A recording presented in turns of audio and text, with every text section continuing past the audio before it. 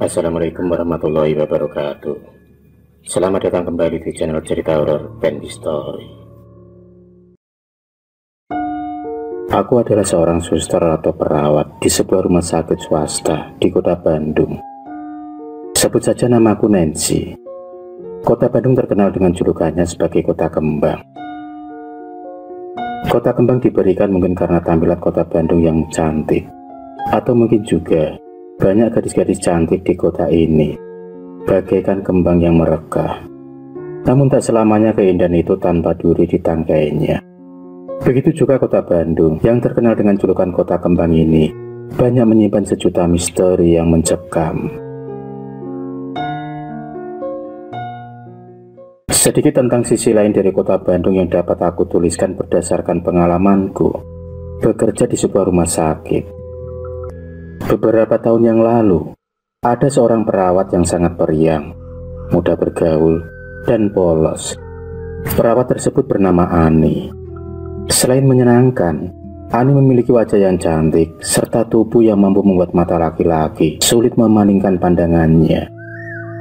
Menurut beberapa teman seangkatannya, Ani merupakan individu yang mau bergaul dengan siapa saja, tanpa melihat latar belakang temannya. Bahkan ia tidak ragu-ragu membantu teman-temannya yang mengalami kesusahan.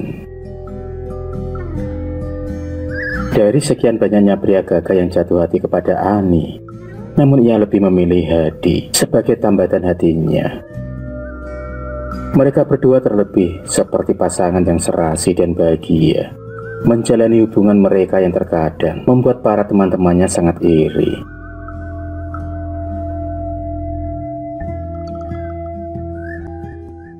Suatu ketika, pada saat Ani berulang tahun, ia mendapatkan kado istimewa, yaitu jaket berwarna merah. Menurut cerita teman-temannya, jaket merah itu menjadi jaket kesayangannya yang selalu dipakai kemanapun. Kebahagiaan hubungan mereka ternyata menemui rintangan. Teman-temannya sangat mengenal Ani sebagai seorang gadis yang baik, polos, ternyata sering terlihat murung di pojok ruangan ganti baju perawat. Dan setelah dibujuk oleh temannya, Ani pun mengaku bahwa ia tengah hamil. Dan yang menjadi masalah baginya adalah Hadi enggan bertanggung jawab dengan alasan belum siap menikahi Ani. Ani pun sulit menerima kenyataan itu, sehingga setiap hari ia tampak murung memikirkannya. Hari-hari pun dia tampak murung. Hiburan dari teman-temannya pun tidak sanggup mengusir tingkat stres pada dirinya. Suatu ketika, Ani berkonsultasi dengan seorang dokter dan meminta resep obat.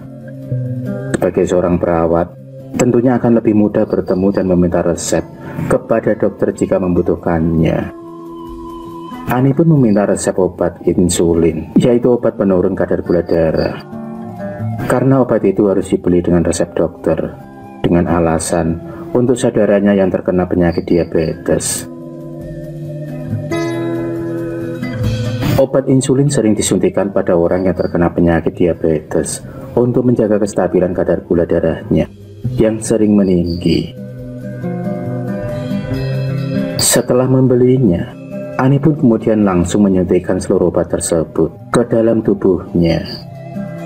Akibatnya, Ani kemudian meninggal dunia karena tidak bisa ditolong lagi. Beberapa hari setelah meninggalnya Ani, banyak desas-desus penampakan suster menggunakan jaket merah dari pasien maupun perawat.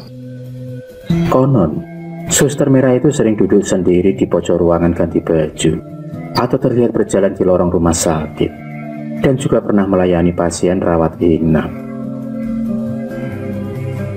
Suster merah ini cukup terkenal di rumah sakit tempatku bekerja.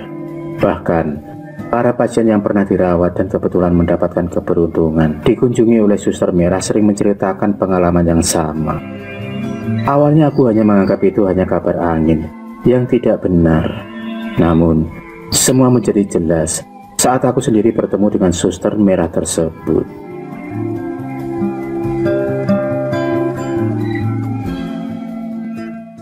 Suasana tampak dingin dan sepi saat aku berjalan menyusuri lorong rumah sakit menuju ke ruang jaga.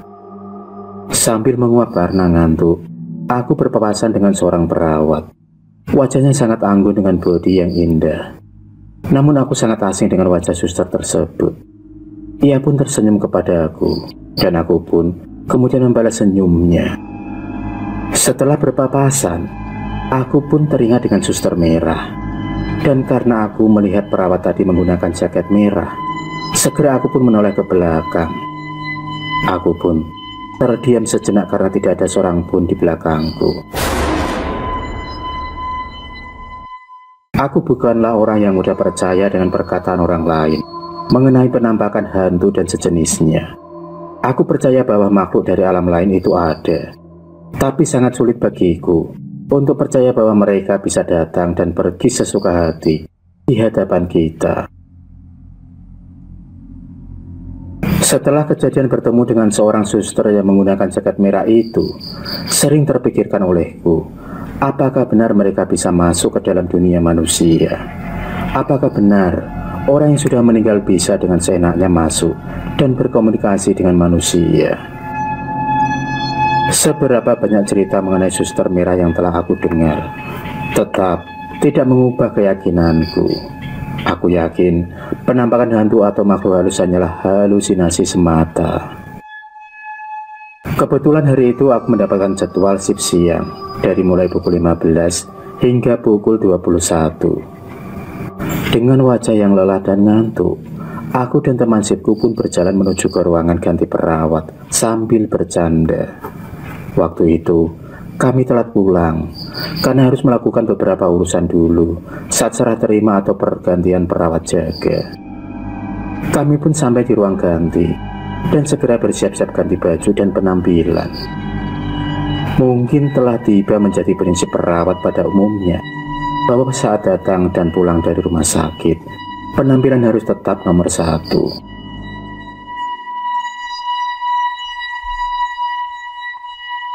Karena kami telah datang ke ruangan ganti baju, perawat lain yang duluan mulai keluar ruangan untuk pulang. Kebetulan, di dalam ruangan itu hanya tinggal kami berdua.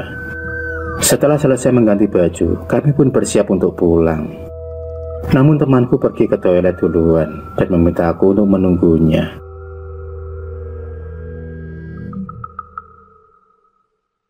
Saat sedang memainkan HP sambil menunggu temanku, aku merasa ada seseorang di pojok ruangan, dan ketika aku menoleh, ternyata benar ada seorang perawat yang sedang duduk sendiri sambil melamun. Aku pun bertanya kepada perawat tersebut, namun perawat itu tetap dalam lamunannya tanpa menjawab pertanyaanku.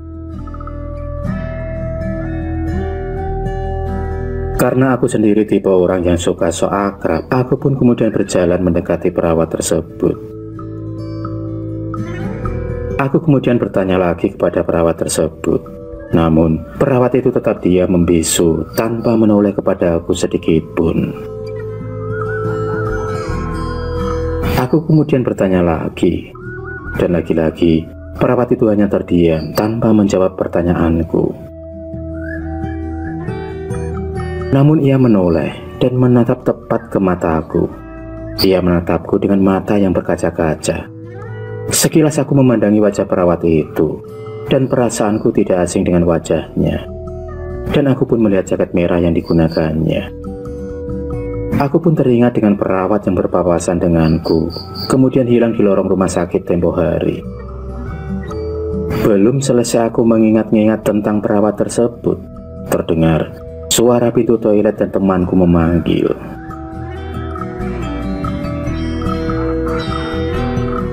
Tiba-tiba perawat tersebut hilang dari pandanganku. Aku pun berpikir terus memikirkan bagaimana perawat itu bisa menghilang di ruangan ganti baju yang pintu masuk dan keluarnya hanya satu. Tidak ada tempat bersembunyi di ruangan yang tidak terlalu besar itu.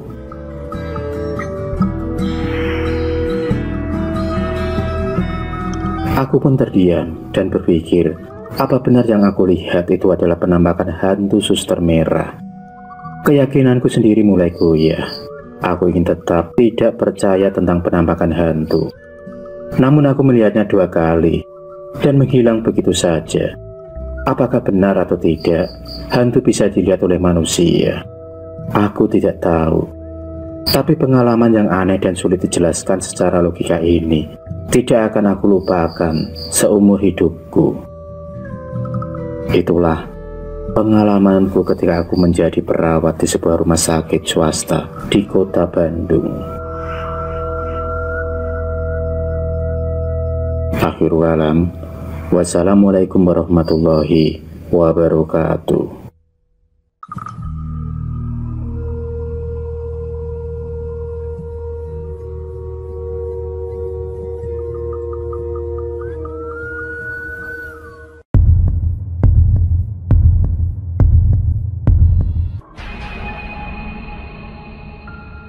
Terima kasih sudah menonton video cerita bergambar ini.